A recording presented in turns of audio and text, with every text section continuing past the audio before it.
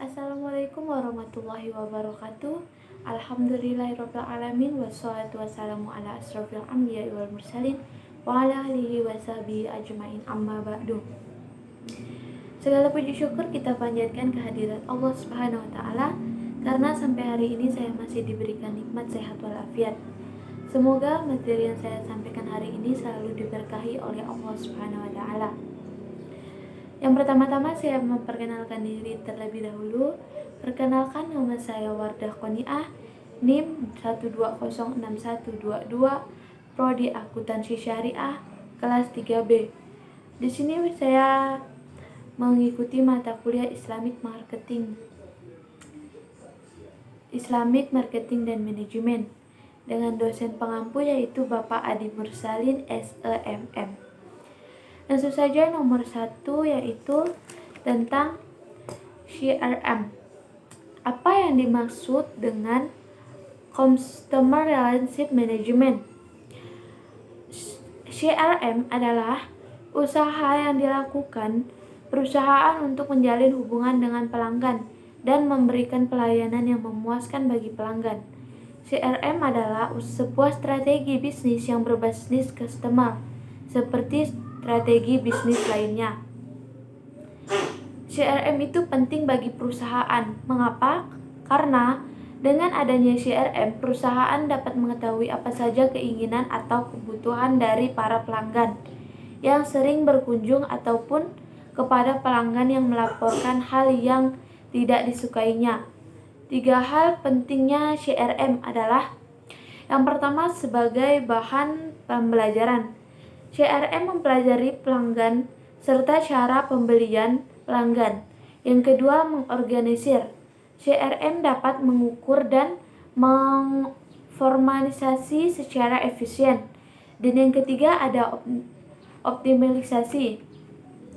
CRM bisa mengoptimalkan kepuasan pelanggan dengan menyederhanakan dan mempersingkat proses interaksi pelanggan yang lebih kompleks.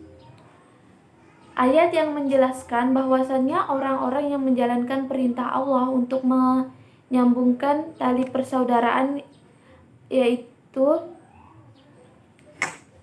ayat ini menjelaskan bahwasannya orang-orang yang menjalankan perintah Allah untuk menyambungkan tali persaudaraan, yaitu silaturahim dan lainnya.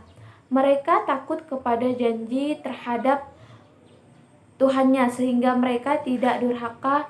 Mereka takut kepada hisab dan buruk sehingga mengkoreksi diri sendiri sebelum mereka dihisab. Selanjutnya yaitu pada Quran surah An-Nisa ayat 9 yang berbunyi, A'udzubillahi minasyaitonirrajim. Bismillahirrahmanirrahim. Bismillahirrahmanirrahim. Walyakhshal ladzina law taraku min khalfihi dzurriyyatan dhi'afan khafu 'alaihim falyattaqullaha wal yaqulu qawlan syadida, yang artinya yaitu, dan hendaklah takut kepada Allah orang-orang yang seandainya meninggalkan di belakang mereka anak-anak yang lemah, yang mereka khawatirkan terhadap kesejahteraannya. Oleh sebab itu, hendaklah mereka bertakwa kepada Allah dan hendaklah mereka berbicara dan bertutur kata yang benar. Isi kandungan dari ayat ini adalah, meskipun konteks ayat ini berkaitan dengan harta warisan yang diharapkan dengan memperoleh harta bagian dari wanita, kelangsungan hidup anak-anak terjaga dan tidak terlantar, Imam Nawawi mengingatkan bahwa yang dimaksud zuriyah keturunan yang lemah yang perlu dicermaskan, yaitu jangan sampai meninggalkan keturunan atau generasi yang lemah dalam hal ekonomi, ilmu, pengetahuan, keagamaan, dan akhlaknya. Selanjutnya pada Quran surah An-Nisa ayat 29 yang berbunyi, A'udzubillahi minasyaitonirrajim. Bismillahirrahmanirrahim. Ya ayyuhallazina amanu la ta'kulu amwalakum bainakum bil badili inna an takuna tibarata an taradim minkum wa la ta'lu anfusakum innallaha kana bikum rahima. Yang artinya, wahai orang-orang yang beriman, janganlah kamu saling memakan harta sesamamu dengan jalan yang batil atau tidak benar, kecuali dalam perdagangan yang berlaku atas dasar suka sama suka di antara kamu, dan janganlah kamu membunuh dirimu. Sesungguhnya Allah Maha Penyayang kepadamu. Pada Quran surah ini, isi kandungannya yaitu melarang mengambil harta orang lain dengan jalan yang batil atau tidak benar, kecuali dengan berniaga yang berlaku atas dasar kerelaan bersama atau suka sama suka. Mencari harta diperbolehkan dengan cara berniaga atau berjual beli di pasar. Kerelaan kedua belah pihak tanpa suatu paksaan karena jual beli dengan dasar kerelaan kedua belah pihak tanpa ada paksaan tidak sah, walaupun ada bayaran atau penggantian dalam upaya mendapatkan kekayaan. Tidak boleh ada unsur zalim kepada orang lain, baik individu ataupun masyarakat. Yang terakhir yaitu pada surah An-Nisa ayat 58 yang berbunyi, A'udzubillahi minasyaitonirrajim. Bismillahirrahmanirrahim. Innallaha ta'murukum an tu'addul amanati ila ahliha wa idza hakamtum baina syi'an tahkumu bil amr innallaha bihi mata yanizukum bihi innallaha kana syami'an basyira. Yang artinya yaitu, sungguh Allah menyuruhmu menyampaikan amanat kepada yang berhak menerimanya, dan apabila kamu menetapkan hukum di antara manusia, hendaklah kamu menetapkannya dengan adil. Sungguh Allah sebaik-baiknya memberikan pengajaran kepadamu. Sungguh Allah Maha Pendengar dan Maha Pemelihat. Isi kandungan ayat ini memerintahkan agar menyampaikan amanat kepada yang berhak. Pengertian amanat dalam ayat ini ialah sesungguhnya suatu yang dipercayakan kepada seseorang untuk dilaksanakan dengan sebaik-baiknya. Kata amanat dengan pengertian ini sangat luas, meliputi amanat Allah dengan pengertian ini sangat luas kepada sesamanya dan terhadap dirinya sendiri. Selanjutnya pada Quran surah An-Nisa ayat 5. A'udzubillahi minasyaitonirrajim. Bismillahirrahmanirrahim. Wala tu'tus syufaha'a amwalakum allati ja'alallahu lakum qiyaman warzuquhum fiha waqsuhum wa qulu lahum qawlan ma'rufa. Yang artinya, janganlah kamu serahkan kepada orang yang belum sempurna akhlaknya harta mereka yang ada dalam kekuasaan kamu yang dijadikan Allah sebagai pokok kehidupan. Berilah mereka belanja dan pakaian dari hasil harta itu, dan ucapkanlah kepada mereka perkataan yang baik. Dan selanjutnya pada Quran surah An-Nisa ayat 63. A'udzubillahi minasyaitonirrajim. Bismillahirrahmanirrahim. Ulaika allazina ya'lamullahu ma fi qulubi fa'rid anhum wa idhum wa kullahum fil anfusihim qawlan baligha, yang artinya mereka itu adalah orang-orang yang sesungguhnya Allah mengetahui apa yang ada di dalam hatinya. Karena itu berpalinglah kamu dari mereka dan berilah mereka nasihat dan katakanlah kepada mereka perkataan yang membekas di jiwanya. Selanjutnya yaitu surah Al-Ankabut ayat 46 yang artinya, dan janganlah kamu berdebat dengan ahli kitab melainkan dengan cara yang baik kecuali dengan orang-orang yang zalim di antara mereka, dan katakanlah kami telah beriman kepada kitab-kitab yang diturunkan kepada kami, yang diturunkan kepadamu. Tuhan kami dan Tuhan kamu satu, dan hanyalah kepadanya kami berserah diri. Isi kandungan ayat tersebut adalah Allah memberikan petunjuk kepada Nabi Muhammad dan kaum muslimin tentang materi dakwah dan cara menghadapi ahli kitab, karena sebagian besar mereka tidak menerima seruan ketika Rasulullah menyampaikan ajaran Islam.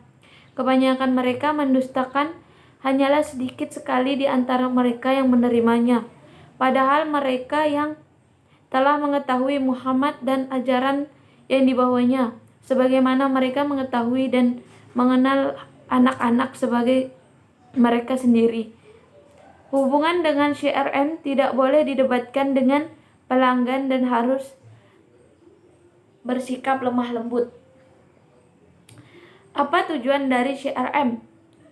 Tujuan CRM utama adalah meningkatkan kepuasan pelanggan, dan tujuan akhirnya yaitu memaksimalkan keuntungan dan pendapatan. Sebutkan dan jelaskan dimensi dari CRM. Yang pertama yaitu identifikasi konsumen. Kita harus tahu segmen pasar, sebelumnya harus ada target pasar. Target pasar misalnya anak muda sekolah, kampus, dan anak-anak ibu rumah tangga dan lainnya. Mengidentifikasikan 4 segmentasi yang pertama ini mudah sulit. Mudah karena hanya menentukan kalangan apa yang berhak atau yang hendak dicapai. Sulitnya jika salah satu target tidak akan tercapai tujuannya. Yang kedua yaitu membangun daya tarik terhadap konsumen. 4 dimensi kedua ini adalah membangun daya tarik terhadap 4 segmen. Dimensi CRM ini trik bagaimana menarik perhatian pelanggan, misalnya memberikan diskon, promosi buy one get one, potongan harga, dan masih banyak lagi.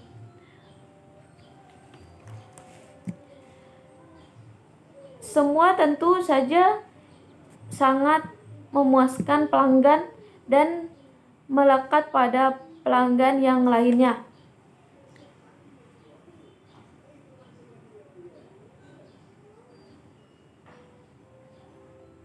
Yang ketiga ada mempertahankan konsumen yang ada.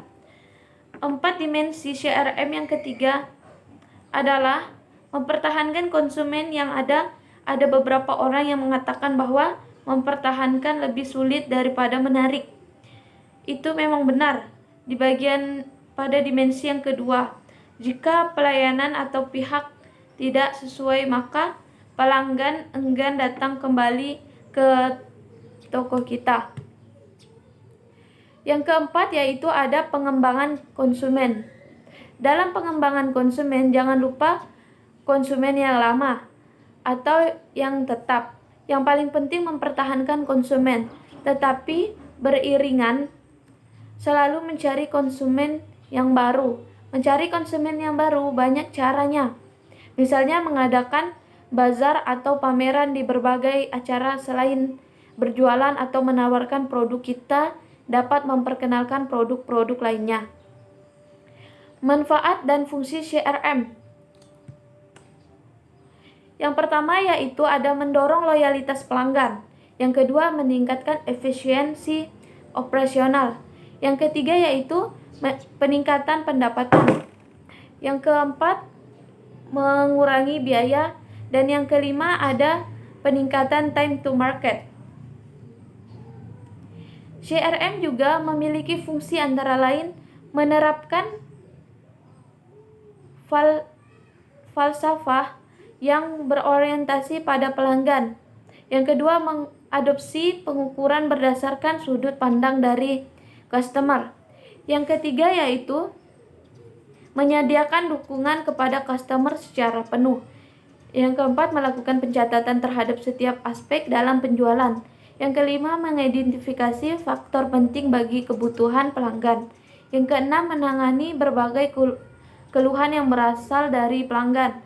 Yang ketujuh, membuat informasi yang berkaitan dengan pusat pelayanan dan penjualan dari customer. Dan yang terakhir, membangun proses pelayanan terhadap pelayanan secara maksimal. Selanjutnya yaitu artikel Customer Relationship yang Alif Maulana Muhammad Army Kevin aktivis 2 jurusan Teknik Elektro. Fakultas ini banyak sekali manfaat yang saya dapat setelah membaca artikel ini, yaitu saya dapat mengetahui bahwa CRM ini adalah sebuah strategi bisnis yang berbasis lainnya yang mempunyai tujuan akhir, yaitu memaksimalkan keuntungan dan pendapatan, dan juga mempunyai tujuan utama yaitu meningkatkan pengalaman customer dan bisa meningkatkan pengalaman kerja di tim penjualan.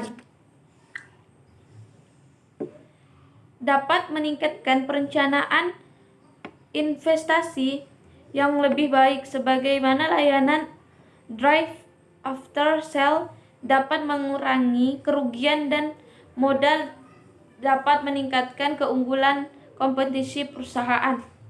Selanjutnya yaitu skripsi yang judulnya Upaya Meningkatkan Pelangganan Az-Zahra Collection. Latar belakang dari skripsi ini adalah kepuasan konsumen adalah sejauh mana manfaat sebuah produk dirasakan sama atau lebih dari yang diharapkan agar pelanggan kita puas.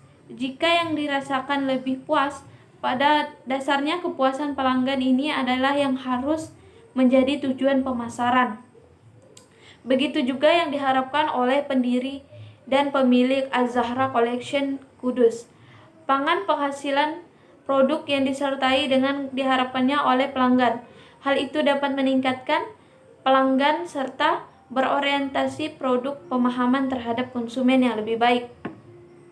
Berdasarkan dari latar belakangnya, permasalahan dari deskripsi ini adalah bagaimana upaya untuk meningkatkan pelanggan yang dilakukan oleh Az-Zahra Collection.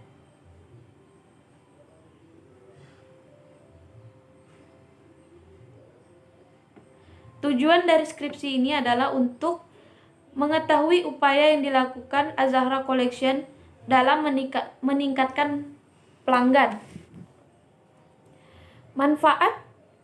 Manfaat dari skripsi ini adalah menambah pengetahuan dan wawasan mengenai bentuk penerapan bauran pemasaran dan pada perusahaan. Yang terakhir yaitu pada skripsi ini yang berjudul Upaya Meningkatkan Pelanggan Az-Zahra Collection, yaitu berisi tentang teori yang digunakan dalam penelitian ialah peneliti kualitatif. Adapun hasil penelitian yaitu Az-Zahra Collection dapat meningkatkan pelanggan melalui produk yang bernilai, harga yang sesuai, dan cara pembayaran tidak memberatkan dalam mendapatkan produknya, serta pelayanan yang cepat. tanggap, dan etis. Di samping itu juga berbuat baik dan menyampaikan informasi kepada pelanggan yang benar dan tidak berlebihan atau apa adanya yang terjadi pada Azahra Collection. Mungkin itu saja yang dapat saya sampaikan pada materi CRM ini. Jika ada salah kata, mohon dimaafkan. Wabillahi taufiq wal hidayah. Wassalamualaikum warahmatullahi wabarakatuh.